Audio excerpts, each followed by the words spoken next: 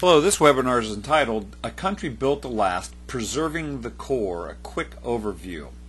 Well, we've been using this model of knowing the core, preserving the core, and stimulating progress for our discussion on a country built to last. And how do these concepts apply to a country, specifically the United States? Well, what does it mean to preserve the core? Preserving the core is those set of activities that reinforce the importance of the core and help protect and preserve it. These activities can include restatement of core values, mission and vision, symbols, speeches, traditions, monuments, repeating of key phrases, retelling of stories of the past, telling stories of the current that reinforce the core values, mission and vision, studying history, heroes, and the founding documents, actions by civic and society leaders that reinforce the values, mission and vision, and calls to action that also reflect on these core ideals. There are literally thousands of examples of these in the history of the United States, but we'll take a little sampling on this quick summary to give you an idea of what we're talking about. Let's take a look at the Declaration, where it states at the end of the document, with a firm reliance on divine providence. Well, the first U.S. Navy ship was named USS Providence. With 12 guns, it was the most victorious American vessel in the Revolution, capturing or sinking 40 British ships.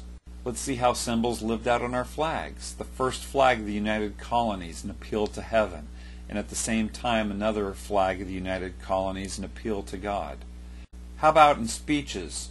No people can be bound to acknowledge and adore the invisible hand which conducts the affairs of men more than the people of the United States. Every step by which they have advanced to the character of an independent nation seems to have been distinguished by some token of providential agency. How about an oaths? I do solemnly swear that I will faithfully execute the office of the President of the United States and will to the best of my ability preserve, protect, and defend the Constitution of the United States. And then traditions, even in this example of the presidential oath, where Washington puts his hand on the Bible and says, "So help me God." What about stories of heroes and divine protection? One such story is the bulletproof George Washington that describes God's providential protection of George Washington in the French and Indian War. Stories of heroism, a story of the noble train of artillery where cannons were taken from Fort Ticonderoga hundreds of miles to Boston so Boston could be freed from a British siege. Stories of Providences told in books like America's Providential History or The Light and the Glory.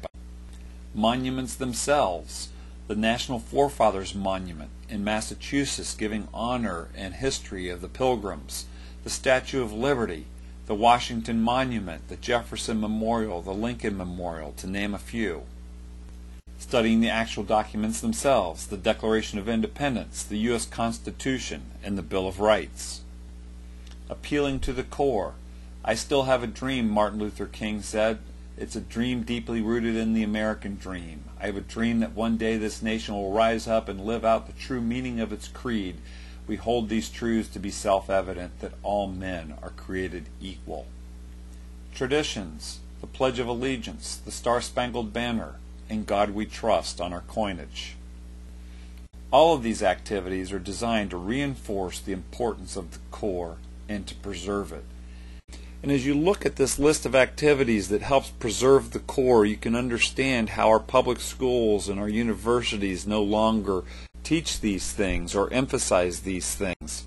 Many of these things also seem to be under assault in our culture at large. And it raises the question, can a country go on existing if it's not willing to preserve and cherish the core? Let me challenge you to become a part of a remnant that understands, explores, and cherishes these things and shares them with others. My name's Craig Seibert.